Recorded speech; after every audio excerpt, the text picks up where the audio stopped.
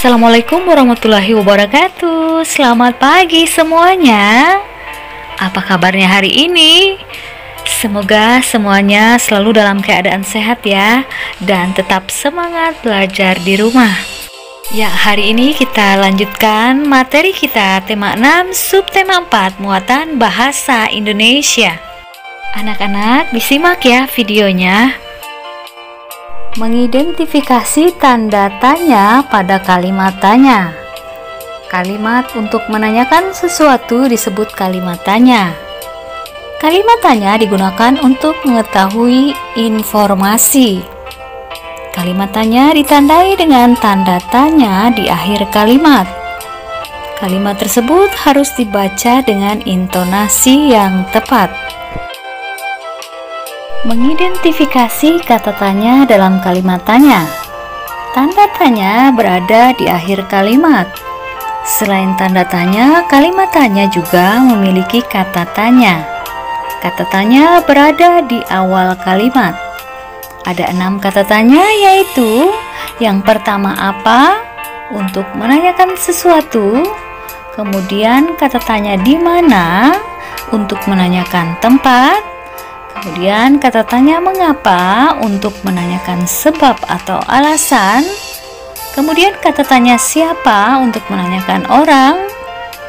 Kemudian kata tanya kapan, untuk menanyakan waktu. Dan kata tanya bagaimana, untuk menanyakan penjelasan. Perhatikan contoh berikut. Siti, kapan kamu menyiram tanaman itu, Dayu? Dayu menjawab, setiap hari sekali, Siti. Kemudian Udin, di mana kamu membeli tanaman itu, Beni? Beni menjawab, di toko bunga depan rumahku, Udin. Menyusun kalimat tanya dari teks. Dalam membuat kalimat tanya, kamu perlu menggunakan kata tanya dan tanda tanya. Kalimat tanya dapat dibuat berdasarkan teks. Perhatikan teks berikut. Beni gemar menanam berbagai tanaman. Kemarin Beni baru saja menanam biji mangga. Beni menanamnya di halaman rumah. Tidak lupa Beni memberinya pupuk.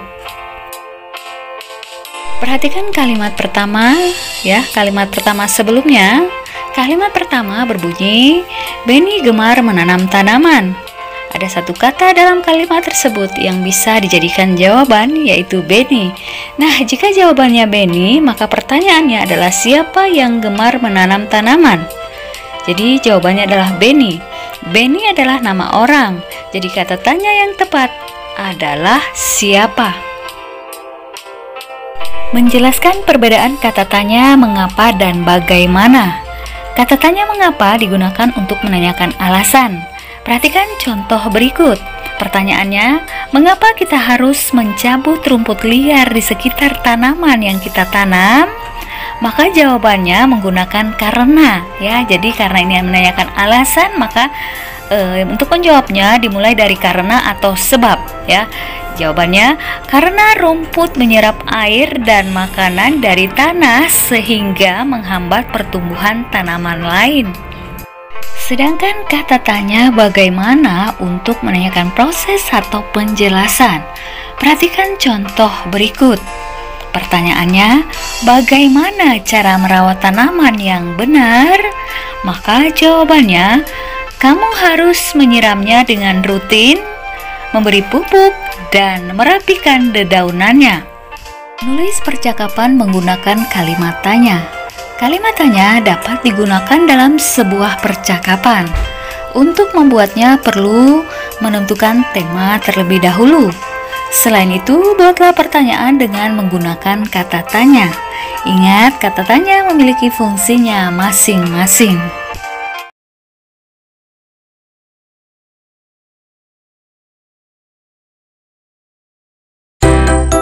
Assalamualaikum warahmatullahi wabarakatuh, anak-anak hebat. Bagaimana kabarnya hari ini? Semoga selalu sehat ya. Pasti sudah siap belajar ya anak-anak hebat. Jangan lupa disiapkan dulu buku-bukunya dan kita berdoa sebelum belajar. Hari ini kita akan belajar membuat prakarya dari bahan buatan. Pada tema 6, subtema 4, muatan pelajaran SBDP KD 3.4, mengenal pengolahan bahan alam dan buatan dalam berkarya. Anak-anak hebat, sebuah karya dapat dibuat dari bahan buatan loh. Bahan buatan dapat berupa kemasan makanan, kardus, atau kain perca. Nah, kali ini ada Ibu Dayu yang berkreasi dengan menggunakan karton bekas tisu gulung. Ibu Dayu akan membuat hiasan vas bunga dari karton bekas tisu gulung. Alat dan bahannya adalah sebagai berikut. Yang pertama, karton bekas tisu gulung atau karton berwarna coklat. Dan yang kedua, kertas warna. Yang ketiga, lem kertas. Selanjutnya, pensil, dan yang terakhir, gunting. Adapun cara membuatnya adalah sebagai berikut. 1. Siapkan karton bekas tisu gulung. Kamu juga dapat membuat gulungan kertas itu dari kertas karton warna coklat. Dan yang kedua, hiaslah kertas karton bekas tisu gulung dengan hiasan dari kertas warna. Yang ketiga, buatlah gambar pada kertas warna sesuai keinginanmu. Selanjutnya, guntinglah gambar hiasanmu itu. Hati-hati menggunakan gunting ya. Dan yang terakhir, tempelkan hiasan dari kertas warna itu pada karton bekas tisu gulung. Tahukah kalian, kreasi berupa hiasan dapat dibuat dari berbagai bahan buatan? Yuk kita amati gambar kreasi hiasan dari bahan buatan berikut ini. Bu Indah, kira-kira bahan-bahan yang digunakan untuk membuat karya hiasan tersebut itu apa saja ya? Baiklah, coba diperhatikan ya. Untuk karya hiasan A, bahan yang digunakan adalah kantong plastik bekas. Dan untuk karya hiasan B, bahan yang digunakan adalah kertas tisu.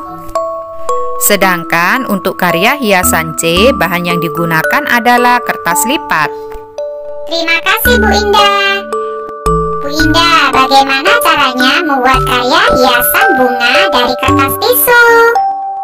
Caranya sangat mudah. Perhatikan langkah-langkah berikut ya. Yang pertama, kertas tisu dilipat hingga berbentuk menyerupai bunga. Dan yang kedua, setelah dilipat, kertas tisu diikatkan ujungnya menggunakan benang. Setelah membuat bunganya, kita bisa menambahkan tangkai daunnya. Bahan untuk membuat tangkainya misalnya dari sedotan minuman. Pasangkan bunga yang sudah kamu buat pada tangkainya. Nah, karya bunga dari kertas tisu kita sudah jadi. Oh, ternyata sangat mudah ya Bu membuatnya. Nanti saya mau coba di rumah. Terima kasih Bu.